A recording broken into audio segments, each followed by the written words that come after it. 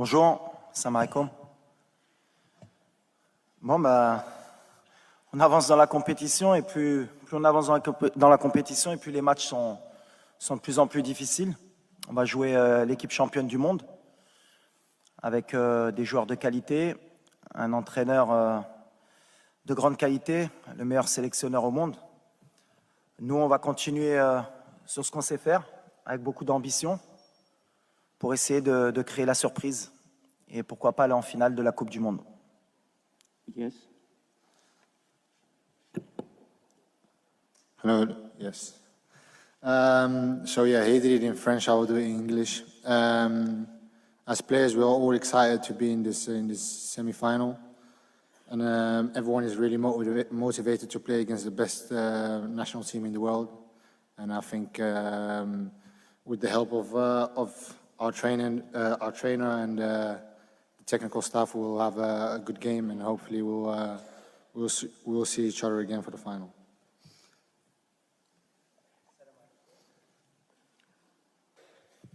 Bon, comme tout le monde le sait, on a beaucoup de blessés, mais on récupère bien. On a un staff médical qui est de très haut niveau, et chaque jour, il y a des choses positives qui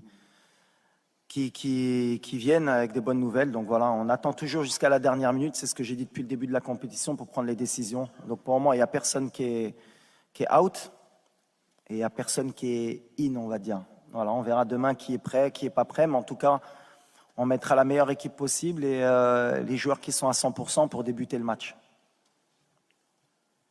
C'est un peu ce qu'on veut changer comme mentalité. On est venu dans cette compétition avec beaucoup d'ambition et on est venu pour changer les mentalités, notamment de notre continent. Et c'est ce que j'ai dit aux joueurs.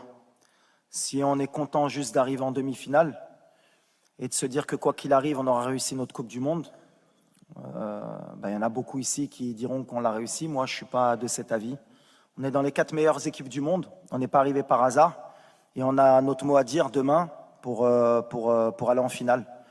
Et on va être dans cet état d'esprit, en espérant que, comme je l'ai dit depuis le début, que notre adversaire ne va pas nous respecter, comme beaucoup d'équipes. Parce que c'est vrai que s'ils jouent à leur meilleur niveau et qui nous respectent, ce sera beaucoup plus compliqué. Mais nous, on a confiance. On a joué les grosses cylindrées du mondial. On a peut-être le parcours le plus difficile. À chaque fois, on nous prédit l'élimination et on est encore là, avec nos valeurs. Donc non, aujourd'hui, je disais en début de compétition qu'on rêvait de gagner la Coupe du Monde. Plus on avance et plus on est proche de notre rêve. Donc voilà, on va se battre demain pour aller plus loin. S'il y a un joueur qui le connaît mieux que moi, c'est Achraf. Il s'entraîne tous les jours avec lui. Donc s'il a une idée précise du joueur qui est Kylian, c'est lui qui le sait. Donc non, on va pas mettre en place plus de dispositifs tactiques ou quoi que ce soit par rapport à Kylian. Parce que malheureusement pour nous, il n'y a pas que Kylian. Quand on voit Griezmann, la qualité du joueur que c'est, entre les lignes, quand on voit Ousmane, qui est pour moi le complément parfait de Kylian. Voilà, le danger, il vient à gauche, il vient à droite. Donc si on reste que focus sur Kylian, on fera une erreur. On va jouer collectivement. Achraf, c'est un des top players au monde aussi à son poste. Donc voilà, ça va être un beau duel entre les deux. Ces deux champions, je pense qu'ils ne vont pas se faire de cadeaux. Donc voilà, c'est que nous, on ne se focalise pas que sur Kylian, on se focalise surtout sur l'équipe de France, sur les problèmes qu'on peut leur poser. Et puis après, à l'arrivée, forcément, les problèmes qu'on peut poser, il faudra annihiler un peu Kylian, mais pas que. Et Achraf, le concernant, j'ai aucune inquiétude qu'il sera à 200%, qu'il est surmotivé pour battre son copain. Now we play same of club, not of national team. Everybody work. Everybody want to give our best in every game. And we play a collective game every time with a good spirit. And the spirit for me is everything in the football. Is more important. And with the heart and the spirit. Before we continue with the questions. Quand tu arrives en demi-finale de Coupe du Monde, si tu n'as pas faim à ce moment-là, c'est faire une demi-finale de Coupe du Monde, c'est pas donné à tout le monde. Il y a la meilleure équipe de la compétition qui est déjà sortie, c'est le Brésil. Et ils ne vont pas avoir la demi-finale, donc voilà. Et ils le savent. On est une équipe ambitieuse. On a faim. Maintenant, est-ce que ça va suffire? Je pense que ça peut, avec l'état d'esprit. On est confiant, on a envie de réécrire l'histoire, on a envie de mettre l'Afrique sur le toit du monde. Et ça, c'est une des valeurs qui va être importante pour demain, parce qu'il faudra être fort pour nous sortir de la compétition, même si je sais que tous les pronostics sont contre nous. Mais nous, on a confiance. Alors peut-être qu'on est fou, mais c'est bien d'être fou. Mais nous, on a confiance, je le répète. Et on n'est pas fatigué, je le répète aussi. Donc si ça peut les embêter jusqu'à demain, parce qu'apparemment ça veut être rassurant à dire qu'ils vont être fatigués. Non, on ne va pas être fatigué. Depuis le début de la compétition, tout le monde dit qu'on va être fatigué, on ne va pas être fatigué. Tu ne peux pas être fatigué à une demi-finale de Coupe du Monde. Donc on a faim et on n'est pas fatigué. Well, for me, we have the best fan in the world, maybe with Argentine fans and Brazilian fans.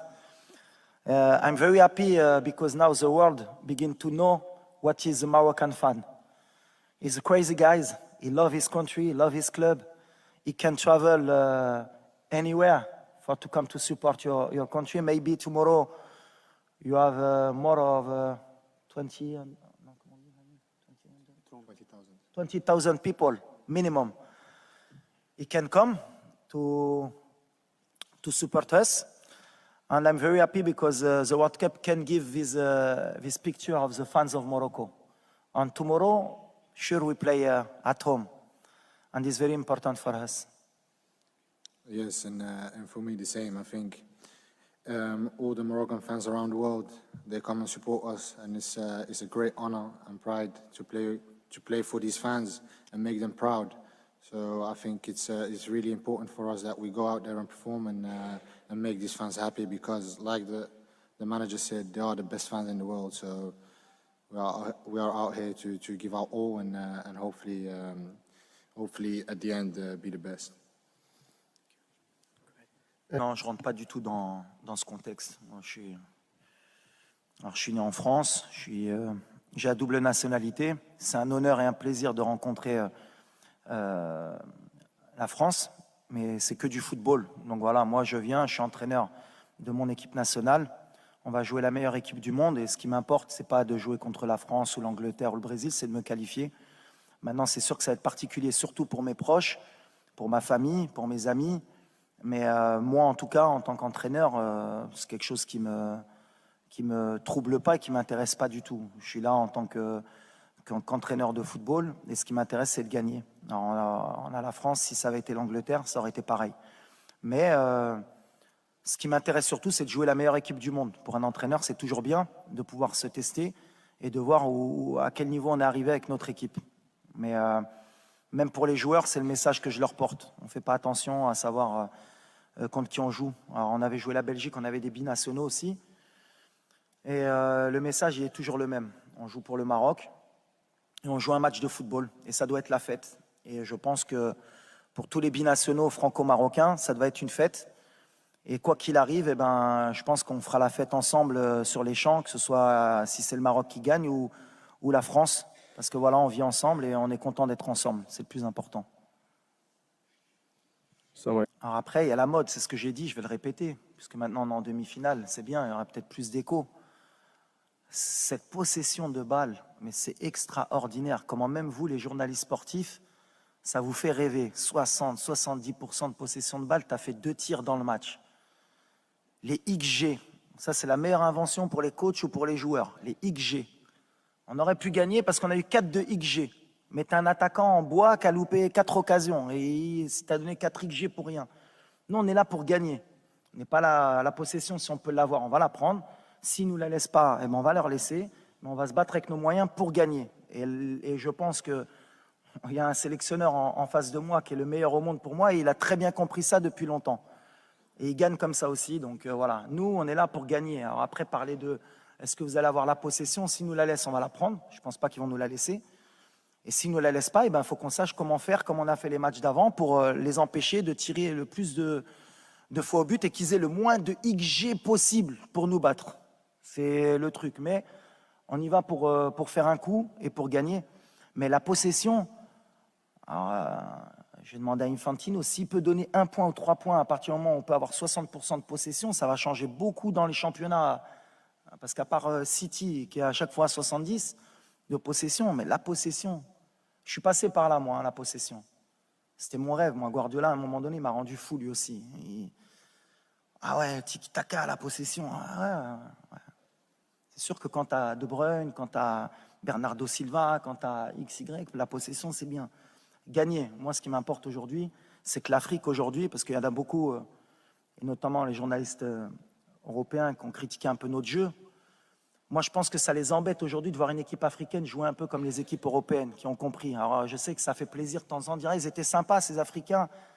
Il y avait un peu de danse, ça jouait bien, ils nous ont fait plaisir. Bouffal l'a mis 2 petits ponts, c'est magnifique. Mais il rentre à la maison. Non, c'est fini. On est passé à autre chose. On a envie de gagner. On a envie de gagner pour l'Afrique, on a envie de gagner pour les pays qui sont en voie de développement, qui dans le football, pour qu'ils apprennent qu'aujourd'hui on peut gagner avec un minimum, parce que c'est le football. Il n'y a pas qu'une manière de jouer. Et je prends exemple sur la France. Parce que c'est bien beau, mais moi 2018, ils m'ont fait rêver la France, comment ils ont joué. Ils ont tout compris. Ils ont explosé tout le monde. Et contre l'Angleterre, ils n'ont pas eu 40 occasions. Ils ont explosé tout le monde. C'est la meilleure équipe.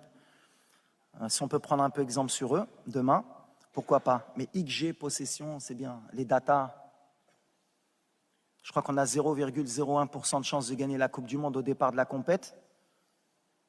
Je ne sais pas, on est monté ou pas à peu près. Peut-être on doit être à 0,03 peut-être maintenant. Mais on va essayer de faire mentir cette statistique. Alors peut-être demain, je vais passer pour un con. On va dire, ah, il a trop parlé. On est à 12. Alhamdoulilah. Alhamdoulilah. On va essayer de monter après le match un peu plus. Bonjour. Bah, pour moi, il y a mes parents, il y a ma femme. Mais après, il y a tous les joueurs aussi, tous les parents des joueurs, on est tous une famille. Et je pense que ça, c'est une force à nous.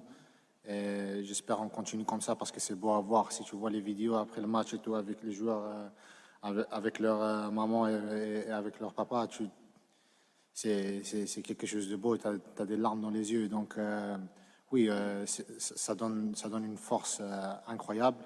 Et on va utiliser cette force pour les prochains matchs. Ben, par rapport à la situation, ce que j'ai pu apporter, je pense que c'est surtout les joueurs. Moi, j'ai essayé de créer rapidement un groupe, c'était important. Et j'ai beaucoup réfléchi à comment aborder le tournoi, parce qu'en fait, la compétition de la Coupe du Monde, ça n'a rien à voir avec des qualifications ou avec une préparation sur du moyen ou long terme. Donc on était sur du court terme, il fallait préparer une équipe pour un tournoi. Comment faire pour gagner des matchs dans un tournoi et se qualifier? Donc on a beaucoup réfléchi avec le staff.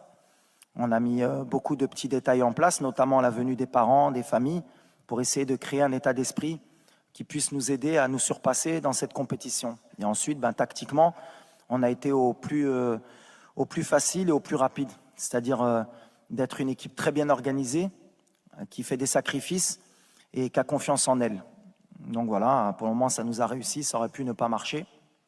Mais on a pris des options qui aujourd'hui nous donnent raison. Et je suis content pour ça, parce que les joueurs, surtout, ont adhéré et ont cru au projet. Et je suis tombé sur des vrais bons gamins qui aiment leur pays et qui m'ont suivi. Donc voilà.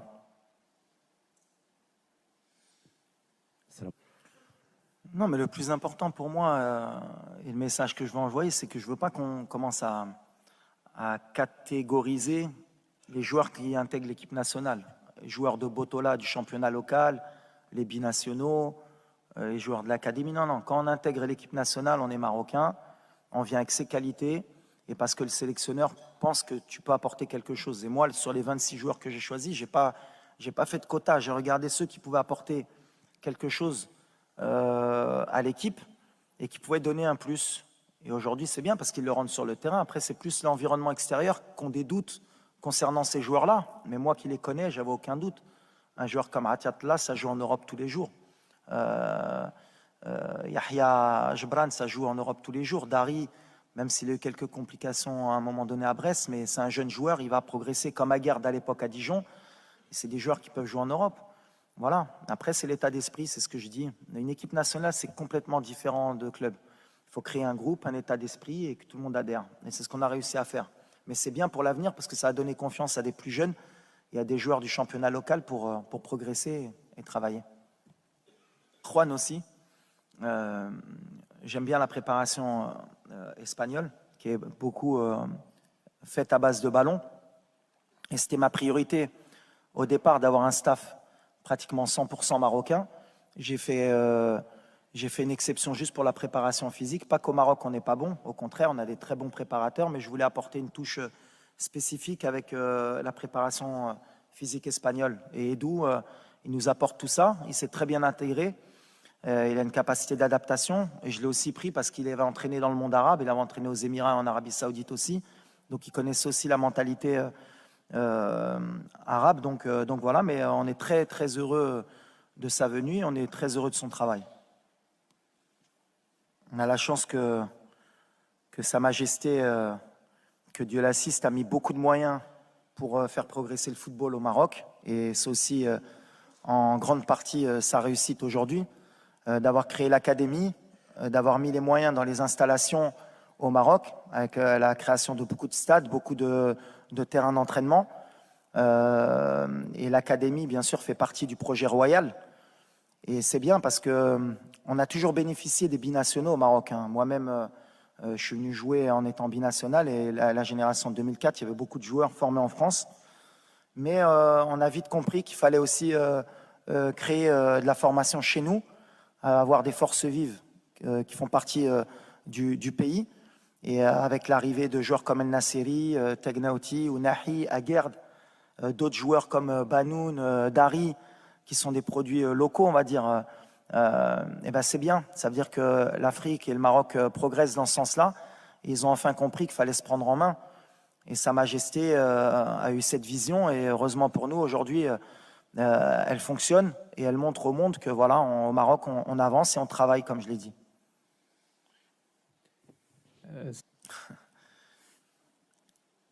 Alors, merci, mais nous, on est concentrés sur la demi-finale.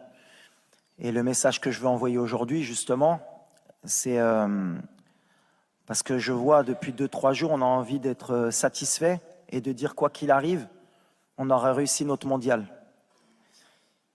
Et je veux changer ça. Alors vous allez me prendre pour un fou, mais non, c'est pas comme ça qu'il faut qu'on pense. On va aller en finale, on veut gagner la Coupe du Monde.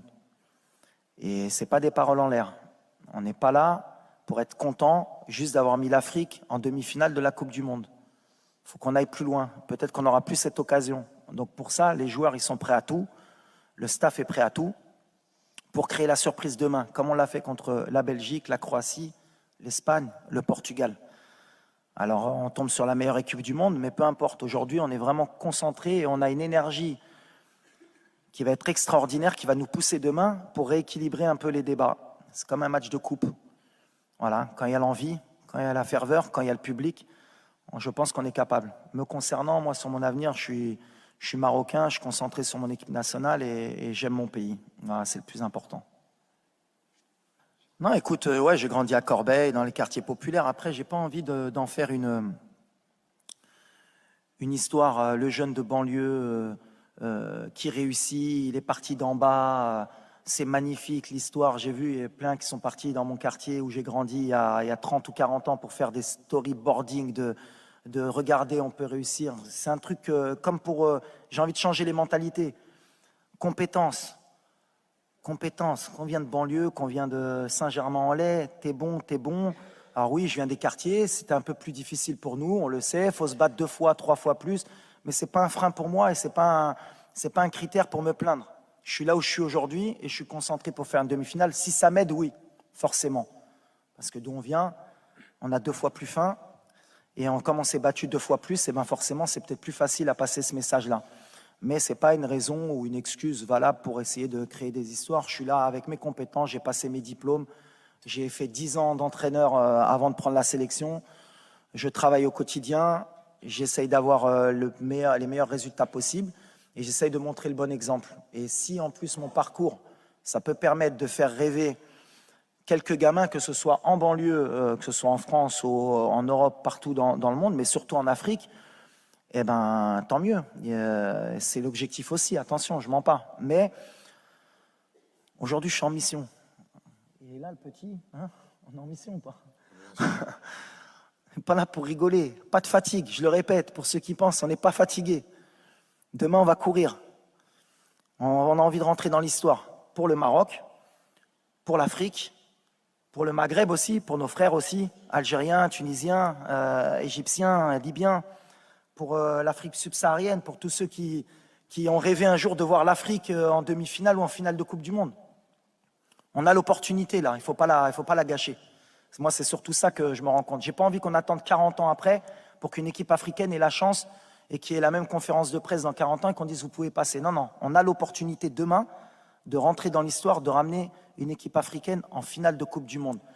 Et comme je suis quelqu'un d'un peu fou et que je suis un peu tout ce qui se disait même avant la Coupe du Monde, on a été beaucoup critiqué les pays africains. Il y a beaucoup aussi de commentateurs sportifs qui disaient oui, mais l'Afrique, avoir 5, c'est déjà bien et ils ne sont pas assez bons. Ben, il y a des moments où il faut marquer le territoire et dire non, on est là. On est là et aujourd'hui, on a l'opportunité. Alors, on tombe la France, c'est la meilleure équipe du monde. Ça va jouer sur des détails, mais on va essayer de le faire. On va essayer de le faire, Inch'Allah.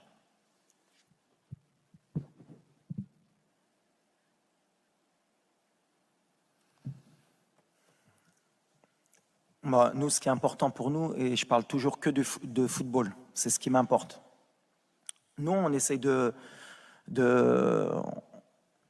on représente le Maroc, donc on a une image à donner de notre pays à l'international parce que la meilleure tribune, bah, c'est la Coupe du Monde.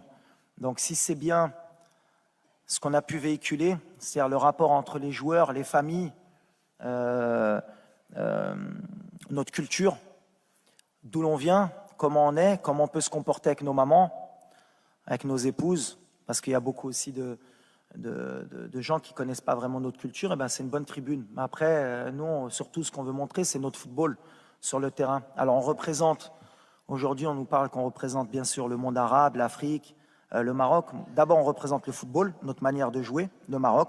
On représente notre pays, comment sont les Marocains, comment ils vivent le football. Je vous ai dit qu'on était un peuple de passionnés. Il y aura sûrement 20 000 personnes qui vont se déplacer.